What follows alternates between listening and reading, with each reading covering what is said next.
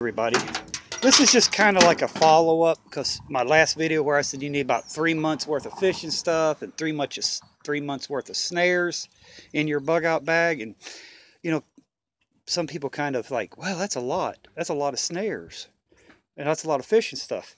Let's start with the fishing stuff. I bought this little container at the Dollar Tree.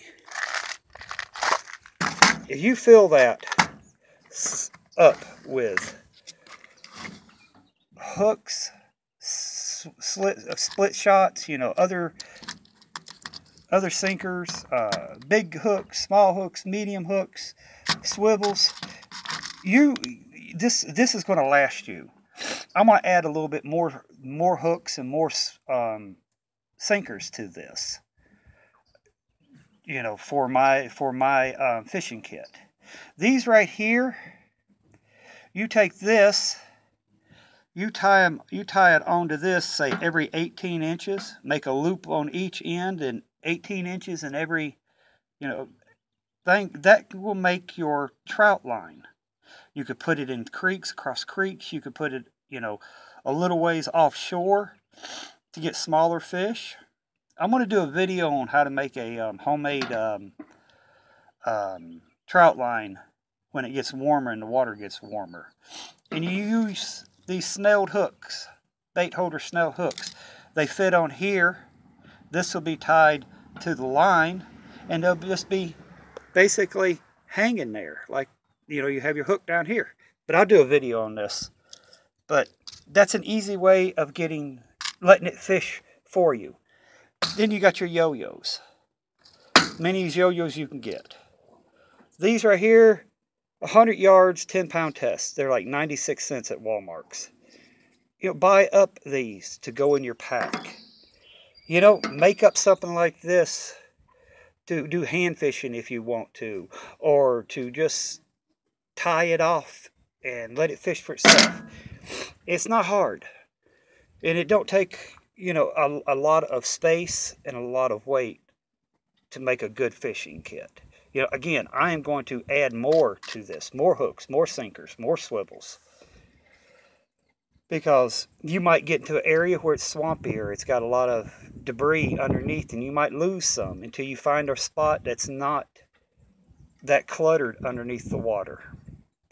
Add bobbers, small bobbers to your, you can put them in a little baggie and add it to your fishing kit. You need a lot of hooks, a lot of sinkers, because you're going to lose them. So the more the merrier. All right, let's talk about snares. I had all these fit in this gallon bag. There's 1, 2, 3, 4, 5, 6, 7. 7 sets of 6. So that's 42.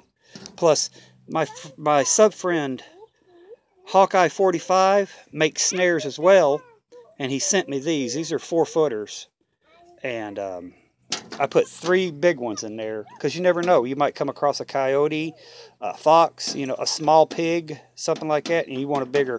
My biggest ones in here are 31 inches. I've got 2 31s, I got a 27, I got 2 15s for squirrels, a 20-inch, and a 25-inch. Then I got these 4-footers. And that fits in this. Easy. I should have left them in the bag then took them out, but it was kind of a pain because these little tags kept getting hung on one another. And it don't weigh that much.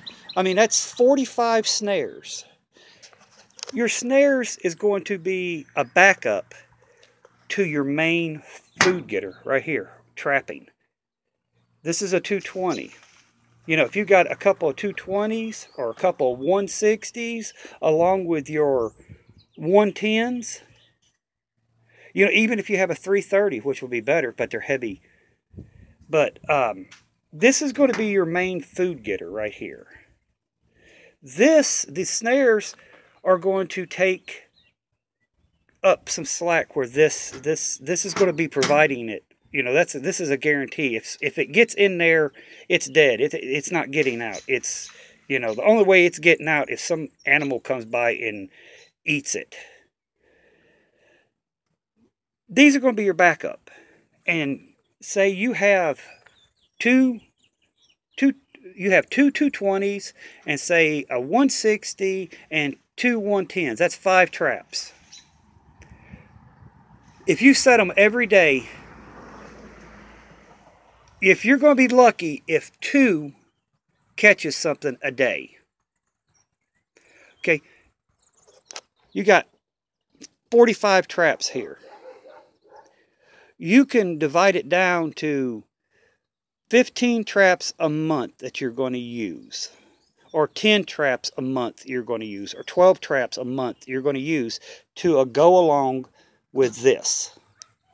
So you can make these 45 snares right here last 3 months easily, because it's no guarantee if you set them, there's something going to get in them. It could be 2 or 3 days before something gets into your snare. It could be 2 or 3 weeks before something gets into your snare. You know, these are not guaranteed to get, to provide. Just like if you go out hunting, it's called hunting for a reason. It's not called killing. You're not going to go out every time and shoot an animal. Okay, you're not going to go out every time and trap an animal or snare an animal. But the more you have set out, and the more traps and more snares you carry on you, the more likely you're going to get something. Just like fishing. If you just throw out one line and expect to feed your family, it's not going to happen. You're going to have to set out 10 to 12 to 15 lines in order, and maybe 5 of those might catch fish. You're going to have to set out more in order to get some in. If you set out 5 traps and 10 snares, that don't mean you're going to get 15 animals. It means you might get 3, 4 tops on a good day.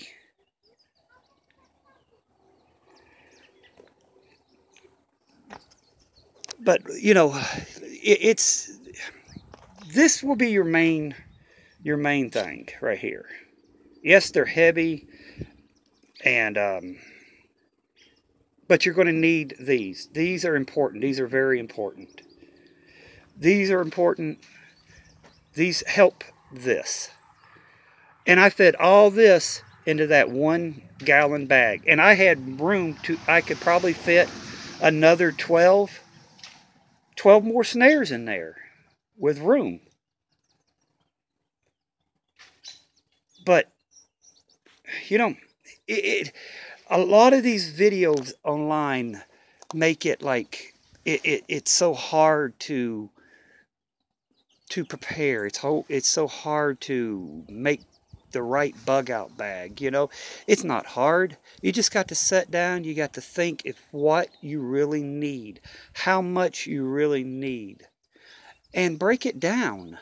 Like I said, if you got 5 of these you set out every day, and you have 45 snares, take 12 of those snares for 1 month, 12 for another month, 12 for another month, and you have these 3 right here for backup in case you come across a big animal, and you can set them then.